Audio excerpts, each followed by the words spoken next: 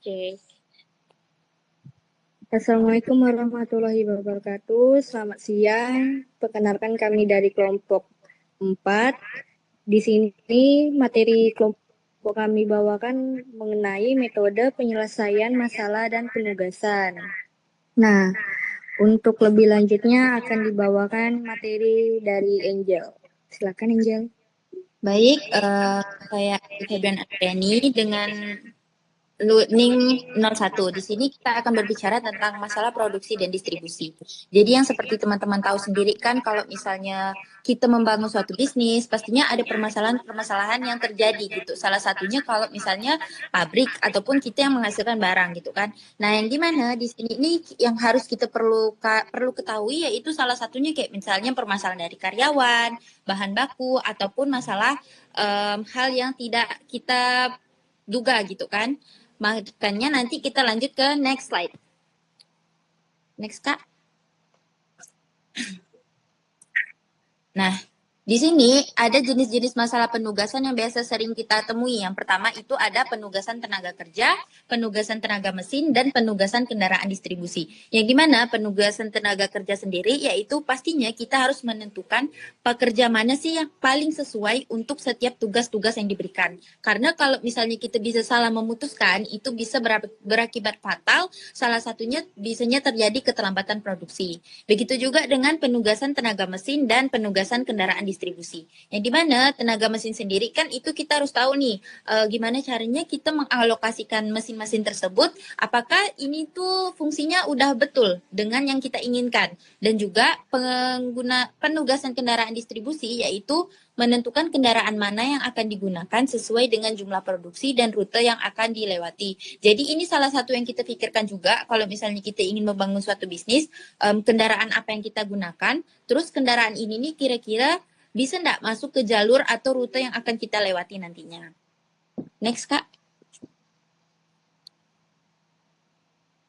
Nah, di sini ada 3 metode penyelesaian yang bisa kita gunakan. Yang pertama ada metode Hungarian. Salah satu metode Hungarian ini digunakan untuk menyelesaikan masalah dengan cara mengalokasikan sumber daya. Contohnya kayak gini, misalnya saya ada bangun restoran gitu kan, yang dimana pastinya nanti di metode Hungarian ini kita harus bisa menempatkan yang mana bagian masak, yang mana bagian penyajinya, yang mana bagian pengantarnya, yang mana bagian kasir. Begitu pula dengan sumber daya yang lainnya. Kemudian ada metode transportasi. Nah, metode transportasi ini digunakan untuk menyelesaikan masalah distribusi dengan menentukan pola pengiriman agar lebih efisien.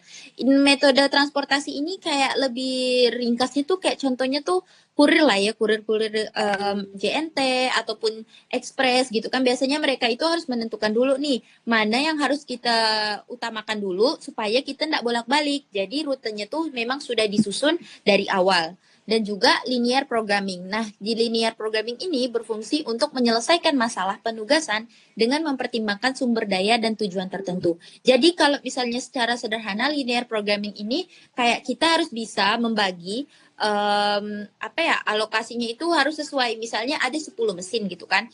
Sedangkan kita mau produksi sebanyak 500. Nah, bagaimana caranya kita bagi 10 mesin ini supaya pas untuk bisa ngejar target yang kita butuhkan. Baik, hanya itu saja materi yang bisa saya sampaikan. Saya serahkan ke teman saya selanjutnya.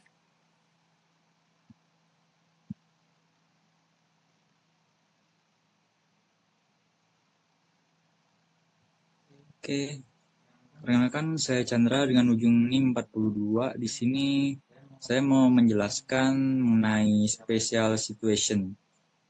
Nah, teman-teman, seperti yang kita tahu kalau dalam kehidupan sehari-hari pasti aja ada keadaan yang tidak biasa dan terjalani begitu saja kan.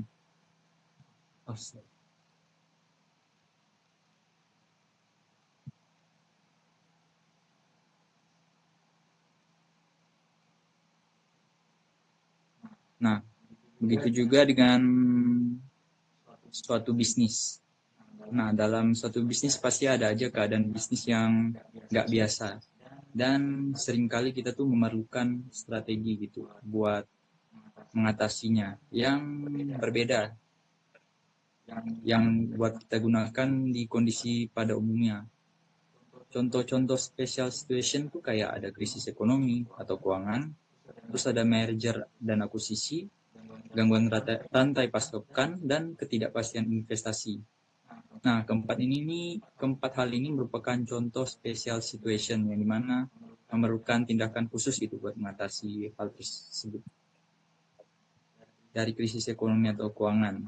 Nah, seperti yang kita tahu, ini merupakan keadaan di mana suatu bisnis tuh mengalami penurunan gitu.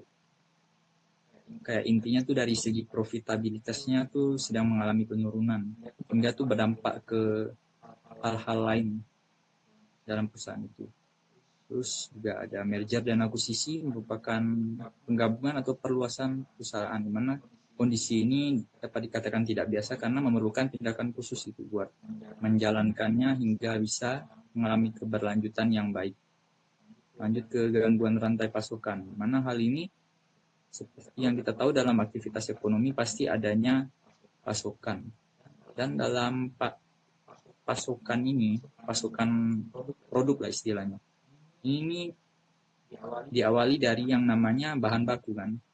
Mana dalam proses pembuatan produk ini dapat mengalami gangguan dari banyak hal, misalnya dari segi distribusi bahan baku, dari produktivitasnya, dari kegiatan produksinya gitu. Kayak sekiranya ada mengalami masalah atau dari pabriknya, overhead pabriknya mengalami masalah ini itu yang memerlukan tindakan khusus kan, ataupun biaya operasional yang semakin meningkat sehingga bisa mempengaruhi gangguan rantai pasokan ini. Terus yang terakhir ada ketidakpastian investasi, mana hal ini merupakan suatu gimana ya? Seperti yang kita tahu, investasi itu hal yang kita harapkan tuh bisa meningkat di tahun yang akan datang gitu. Namun apabila investasi ini tuh masih belum jelas itu di waktu yang akan datang tuh kira-kira bisa meningkat nilainya atau malah menurun. Hal ini tuh dari keempat hal ini tuh tentunya memerlukan tindakan khusus yang dimana akan dijelaskan di next selanjutnya. Next. Nah, di sini terdapat beberapa metode kuantitatif yang bisa digunakan untuk mengatasi situasi yang disebut dengan special situation. Mulai dari yang pertama tuh ada analisis regresi. Nah, analisis regresi merupakan suatu metode statistik yang digunakan buat menghubungin antara hubungan variabel independen dan dependen. Nah, kedua hal ini saling terkait satu sama lain. Dihubungkan buat mencari suatu evaluasi gitu dari suatu hal. Kalau dalam bisnis itu contohnya kita mau lihat nih, di tahun lalu profitabilitasnya tuh sekian. Kan itu tuh kita anggap sebagai variabel dependen atau Y. Dan kan ada variabel independennya atau yang dilambangkan dengan X-nya tuh kayak faktor-faktor ekonominya seperti pemasarannya, bagaimana cara mereka keefisienan produksinya, terus desain produknya dan sebagainya. Nah, hal itu tuh kayak dikaitkan satu sama lain dikaitkan ke ini, ke variabel dependennya. Sekiranya tuh mana yang berpengaruh positif ataupun yang berpengaruh negatif ke profitabilitasnya. Di situ dilakukan perhitungan dan apabila kita sudah menemukan hasilnya, misalnya tuh yang variabel independen X-nya yang ini, desain produknya tuh positif ke profitabilitas. Hal ini menunjukkan kalau komponen variabel independen itu kalau misalnya kita tingkatkan, itu juga berpengaruh ke peningkatan profitabilitas. Sedangkan misalnya yang sebaliknya, desainnya tuh bernilai negatif setelah perhitungan analisis regresi ini, maka hal itu tuh berhubungan negatif ke profitabilitas yang menunjukkan kalau misalnya kita tingkatkan hal itu justru malah membuat pengurangan profitabilitas di suatu perusahaan gitu. Nah, selanjutnya tuh ada metode A5 atau Autoregressive Integrated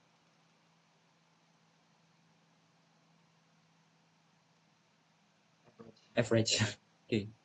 Di sini moving average. Nah, di sini ini dapat kita katakan sebagai forecasting gitu, atau perkiraan, prediksi suatu tren yang akan terjadi di masa yang akan datang.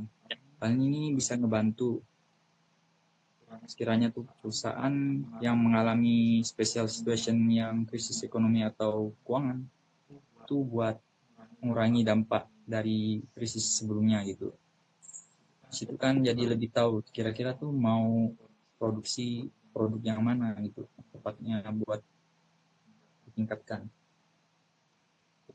Terus ada metode NPV atau Net Present Value. Ini merupakan perhitungan nilai sekarang dari suatu proyek itu yang dipertimbangkan berdasarkan nilai waktu dari uang. Kalau kita lihat dari yang merger dan akuisisi itu kan merupakan suatu proyek kan. Nah, dari situ tuh kira-kira bakal berapa gitu kalau dilihat dari nilai sekarangnya. Dan di situ tuh bisa kita gunakan hasil dari NPV ini nih buat lihat kelayakan dari proyek merger atau akuisisi itu. Sekiranya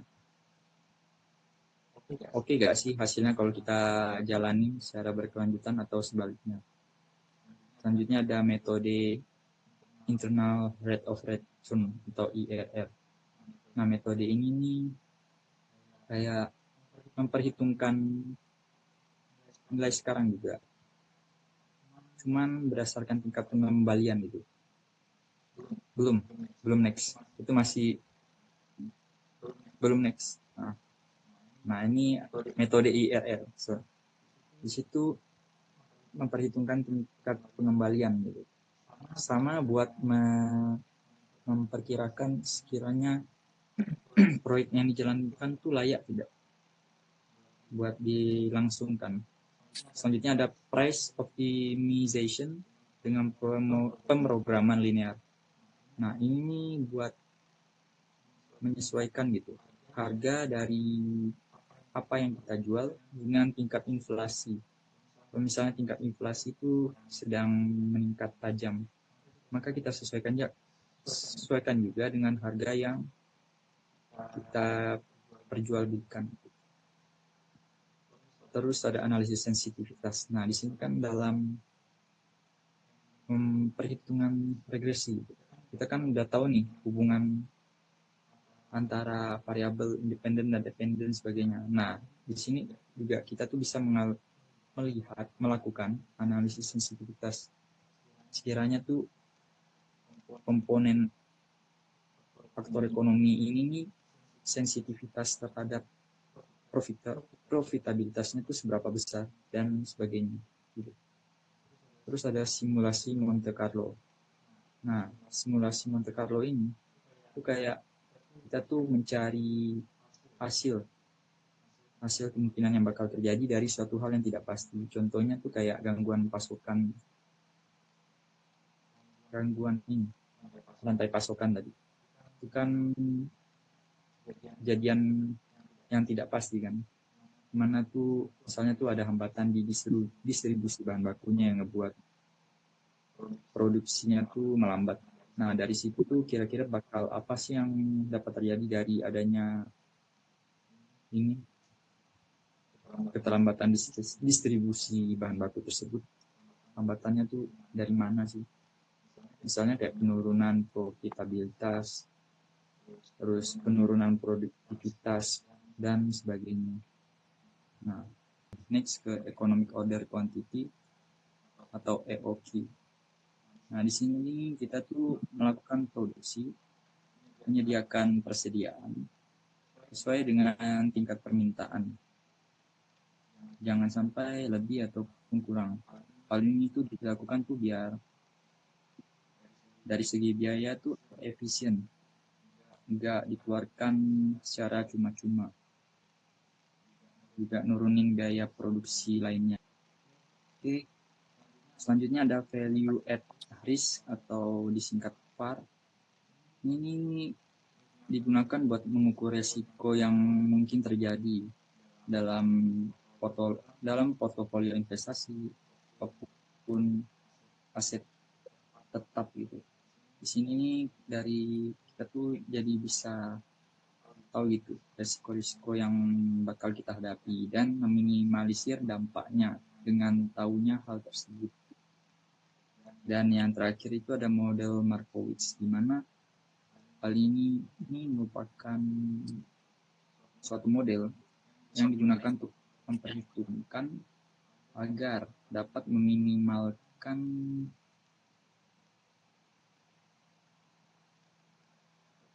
kerugian dalam investasi. Kayak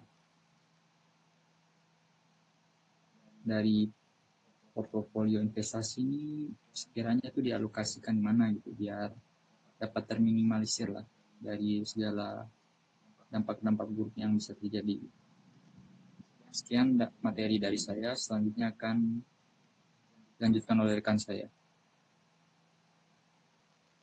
Oke, lanjut pada masalah penugasan atau bisa dibilang the assignment problem. Nah, apa sih masalah penugasan nih? Ini tuh suatu jenis permasalahan gitu dalam optimasi yang bertujuan untuk menentukan penugasan yang paling efisien antara individu, sumber daya, ataupun mesin gitu terhadap tugas yang diberikan, tugas tertentu lah. Kapan sih masalah penugasan ini digunakan? Nah, digunakan tuh saat biasanya tuh pas pengalokasian tugas gitu. Jadi saat tahap siapa ke apa siapa ya? Ya pokoknya itulah. Supervisor maybe menugaskan gitu anggota timnya ke tugas tertentu untuk memaksimalkan hasil proyek. Nah, yang kedua misalnya ada jadwal produksi ataupun distribusi barang atau layanan gitu. Lanjut. Next. Nah, di sini saya cantumkan contoh di mana ada sebuah toko perbaikan gitu yang menerima 3 proyek perbaikan yang harus segera diselesaikan. Nah, ini tugas mendesak ya. Di mana toko tersebut tuh memiliki 3 pekerja yang memiliki keahlian yang berbeda-beda. Nah, di sini juga perbaikannya tuh berbeda-beda, proyeknya tuh berbeda-beda gitu. Ahliannya tuh ini sih. Nah, gitulah pokoknya. Misalnya ada perbaikan radio, ada perbaikan pemanggang roti, ataupun perbaikan meja gitu. Nah, yang pastinya ini harus ada keahlian yang berbeda-beda lah ya. Jadi tugas pemilik toko di sini itu memperkirakan biaya labor yang akan dikeluarkan jika setiap pekerja itu diberikan tugas tertentu. Nah, untuk menentukan penugasan yang paling efisien, setiap proyek itu harus diberikan satu pekerja gitu. Jadi pekerja tuh hanya megang satu proyek. Alasannya karena strategi penugasan ini tuh untuk meminimalkan total biaya tenaga kerja dengan memilih kombinasi penugasan yang paling maksimal atau optimal. Next.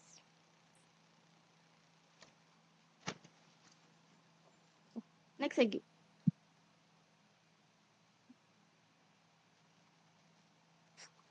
Nah, ini tujuan utama dari masalah penugasan. Yang pertama, ada meminimalkan total biaya. Ya, meminimalkan total biaya ini emang jadi salah satu tujuan utama gitu dalam masalah penugasan ini. Karena pemilik tuh untuk mengalokasikan sumber daya dengan cara yang paling hemat biaya gitu. Jadi untuk memilih kombinasi yang terbaik antara pekerja dan proyeknya gitu. Jadi perusahaan itu bisa mengurangi biaya operasional. Yang kedua ada meminimalkan total waktu penyelesaian tugas. Nah, untuk memastikan setiap tugas itu diberikan kepada individu dan sumber daya yang paling sesuai. Jadi waktu penyelesaian pekerjaannya tuh dapat dikurangi gitu. Dan itu pastinya dapat meningkatkan produktivitas secara keseluruhan. Yang ketiga ada memaksimalkan efisiensi kerja. Nah, setiap individu atau mesin ya, kan memiliki tingkat keahlian yang berbeda-beda dalam menyelesaikan tugas tertentu. Nah, jika penempatan tugasnya tuh tepat, efisiensi kerja tuh pasti akan meningkat karena tugas yang diberikan tuh diberikan pada pihak yang paling kompeten gitu. Nah, yang keempat ada mengoptimalkan penggunaan sumber daya. Dengan masalah penugasan itu dapat membantu lah dalam pemanfaatan sumber daya yang ada secara optimal gitu. Baik itu dalam sisi tenaga kerja, peralatan ataupun fasilitas sehingga tidak adanya kelebihan gitu atau pemborosan. Nah, yang kelima, yang terakhir ada meningkatkan kepuasan kerja atau dan kinerja tim. Nah, jika tugas diberikan kayak sesuai lah penempatannya kan, kayak sesuai dengan keterampilan atau preferensi kerjanya, keahliannya, maka motivasi dan kepuasan kerja itu akan meningkat gitu. Yang pada akhirnya berdampak positif terhadap produktivitas tim ataupun hasil kerja yang mereka berikan. Next. Nah, ini ada karakteristik masalah penugasan. Yang pertama ada menggunakan metode khusus dalam pemrograman linear.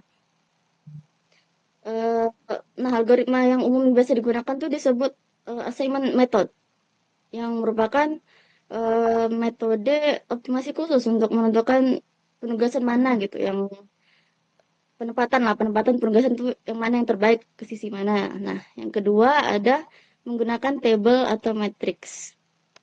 Masalah penugasan itu direpresentasikan dalam bentuk tabel atau matriks gitu dalam hal ini, di mana baris itu mewakili objek atau orang yang ditugaskan atau kerjanya lah ya, dan kolomnya itu mewakili tugas atau pekerjaan yang harus diselesaikan oleh mereka. Nah, yang ketiga ada setiap penugasan memiliki biaya atau efisiensi tertentu, di mana angka dalam table tuh menunjukkan biaya atau tingkat efisiensi dari setiap kombinasi pekerja dan tugasnya. Yang keempat ada dapat dipandang sebagai masalah transportasi khusus. Masalah penugasan tuh bisa dilihat gitu sebagai varian dari masalah transportasi, di mana kapasitas setiap sumber atau pekerja adalah satu, dan permintaan setiap tujuan tuh juga satu, sehingga setiap tugas tuh hanya dikerjakan oleh satu pekerja, jadi lebih optimal ya. Next.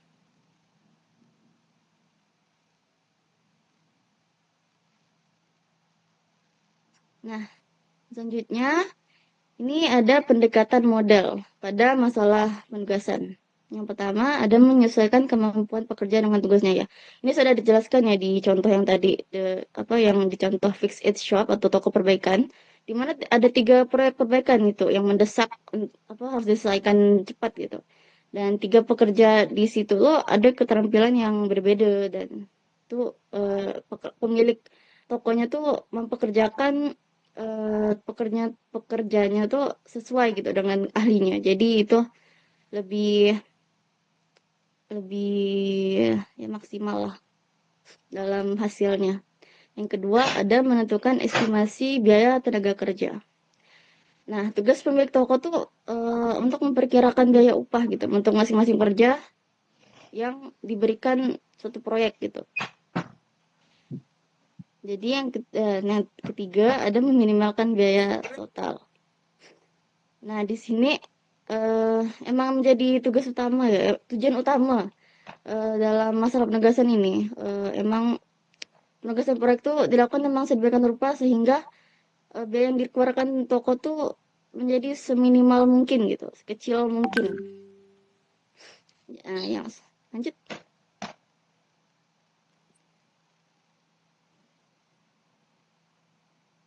Nah, yang terakhir ada setiap tugas hanya diberikan kepada satu pekerja aja. Nah, setiap proyek itu ditugaskan secara eksklusif gitu kepada satu pekerja, tanpa ada tugas yang dikerjakan oleh lebih dari satu orang. Dan dengan demikian masalah penugasan itu emang bertujuan untuk menentukan kombinasi yang optimal gitu antara pekerja dan tugasnya agar efisiensi meningkat dan biaya tuh dapat ditekan seminimal mungkin. Nah, selanjutnya akan dijelaskan oleh rekan saya.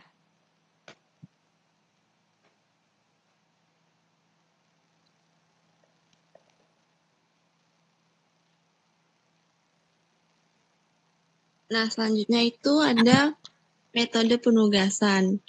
Nah, jadi apa sih metode penugasan itu? Nah, metode penugasan itu adalah metode yang digunakan untuk menyelesaikan masalah yang terkait penugasan sumber daya untuk menyelesaikan pekerjaan. Nah, sumber daya ini bisa berupa mesin atau manusia. Nah, metode penugasan ini juga sering disebut dengan metode Hungarian. Jadi, tujuan utama dari metode penugasan ini adalah meminimumkan biaya total dari pekerjaan tertentu yang dikerjakan mesin tertentu. Nah, untuk karakteristik utamanya ini adalah satu pekerjaan ditujukan untuk satu mesin atau satu mesin ditujukan untuk satu pekerjaan. Next.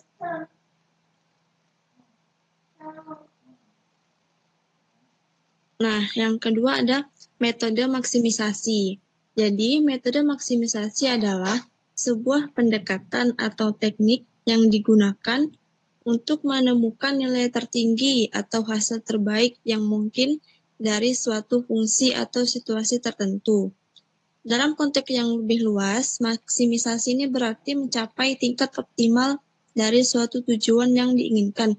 Jadi, metode maksimisasi ini berfokus pada peningkatan keuntungan dan pendapatan. Next.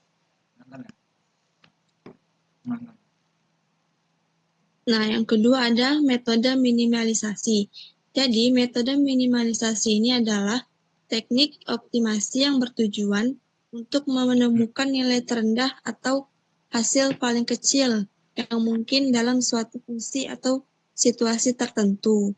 Nah, dalam kata lain, ini adalah proses untuk mengurangi sesuatu sebanyak mungkin seperti biaya, kerugian, atau kesalahan. Next. Nah, selanjutnya ada contoh metode minimalisasi. Nah, untuk contohnya ini ada di kelompok sebelumnya, jadi saya tidak perlu menjelaskannya. Ini aja sebagai contoh lainnya aja. Next.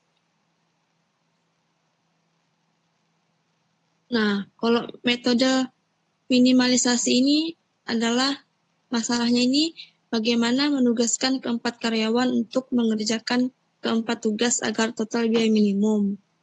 Nah, selanjutnya.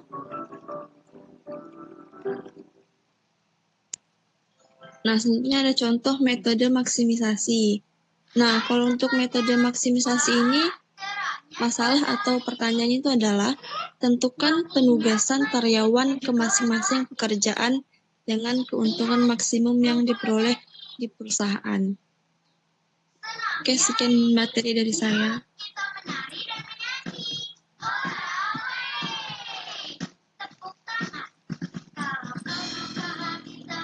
Selanjutnya, perkenalkan nama saya Natasha dengan ujung NIM 45. Saya akan menjelaskan tentang ringkasan prosedur umum dalam analisis kuantitatif bisnis, yang dimana analisis kuantitatif itu adalah pendekatan berbasis data untuk membantu pengambilan keputusan ekonomi dan bisnis. Nah, dengan menggunakan metode ini, kita dapat mengurangi subjektivitas dan meningkatkan ketepatan keputusan. Next.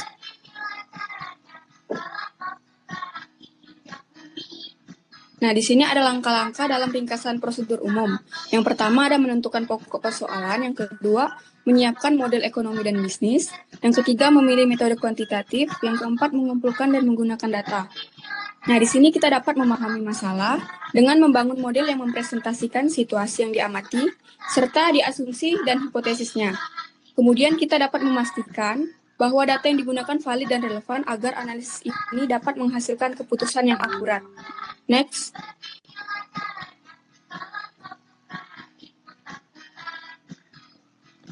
Nah, yang terakhir ada menafsirkan hasil dan analisis sensitivitas. Jadi setelah data yang udah kita kumpulkan tadi, kita dapat mengembangkan solusi dan menentukan hasil yang paling optimal.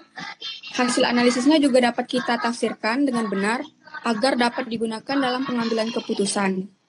Dan kita juga dapat melakukan analisis sensitivitas untuk menguji berbagai kemungkinan dan mengantisipasi perubahan di masa depan. Selanjutnya, saya akan kembalikan ke moderator.